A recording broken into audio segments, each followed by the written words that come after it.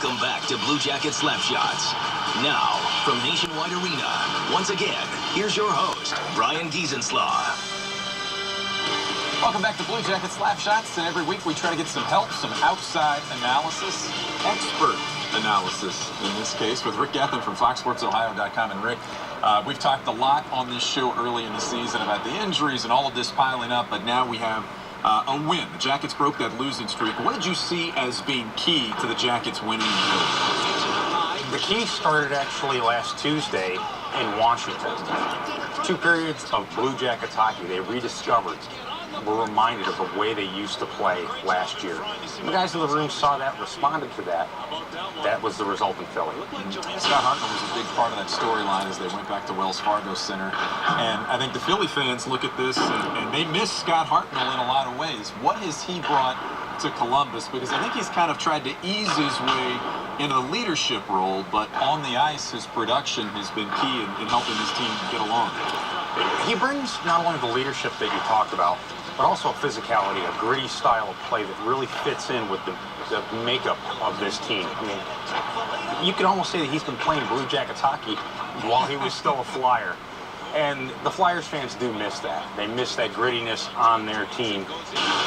Scott's here now, and he's enjoying it. Yeah, he's turned the page, and the Jackets are glad to have him here. In that game against Philly, you saw several guys step up, and you saw Nick Foligno continue to be on this torrid pace and kind of be the driving force behind what the Jackets are trying to get done. I know you chat with Nick quite a bit. You know, what are his thoughts on how he's playing right now at this moment and how he's helping his team? To him, he's the consummate professional. Team comes first, notwithstanding the family outside.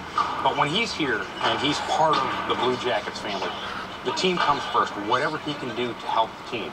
It just so happens that 3 weeks ago against Los Angeles, he's stretchered off the ice, misses a game, comes back, and he's been on a torrid pace since then.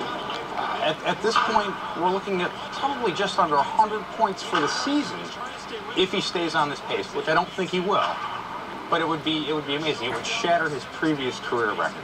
You know, with that said, Rick, you get the sense that, you know, Nick is not a numbers guy by any stretch, not individual numbers.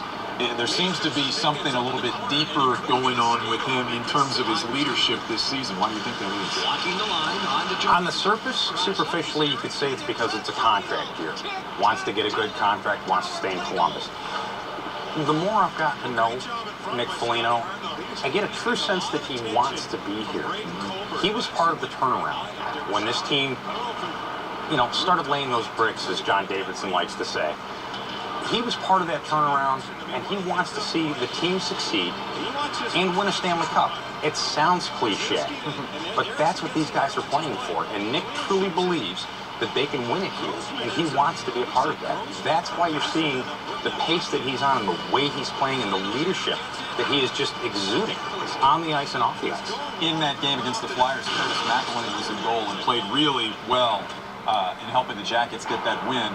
But Sergei Bobrovsky is back from the injury, and just having Bob back between the pipes, what can that mean to this team as they try to build the momentum again moving forward? Bobrovsky is a calming influence on the ice. The guys know, whether it's defensively or the forwards, if they make a mistake, Bobrovsky's there. Not that they don't have that confidence in McElhinney, but Bobrovsky's been here for a while, and he's earned that trust through his play, going back all the way to the Vezina winning season. Yeah. And they really just enjoy having him. It's a steady, calming influence on that back end. And so the schedule for the Jackets right now, again, Tuesday, Friday, Saturday, Eastern Conference games, Detroit at Nationwide Arena, then Boston at Nationwide Arena, and then a quick return trip to Philadelphia to see the Flyers again at Wells Fargo Center. When you look at Boston coming here, you know the names, you know the history. How is that team shaping up? How is that matchup shaping up early in the season? Boston perennially is a contender in the Eastern Conference, whether it's for the conference championship or the Atlantic Division. Boston this year is hovering just above 500. They have Zdeno Chara, the big name that's out of the lineup.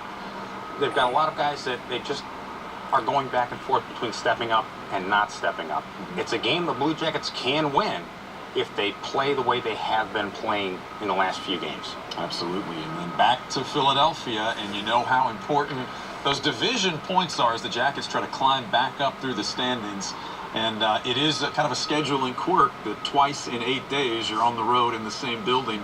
But you know, given what happened in the last game against Philly, that the Flyers in that building will be ready for the Jackets to come back. What you saw last week was a game between the Blue Jackets and the Flyers that, to me, portends what you could see in a playoff series between these two teams. Mm-hmm. It's only going to get more physical, more intense as the season goes on. And it is one of those 4-point games in the division. Absolutely. And after that game, you remember Scott Hartnell said that Jake Voracek came to him and said, man, you guys are a tough team to play against. You get the sense that that's going to be the case the rest of this season with 3 more matchups. And then potentially, maybe one day down the road when it counts the most. Rick, thanks a lot. Thank you, Ryan.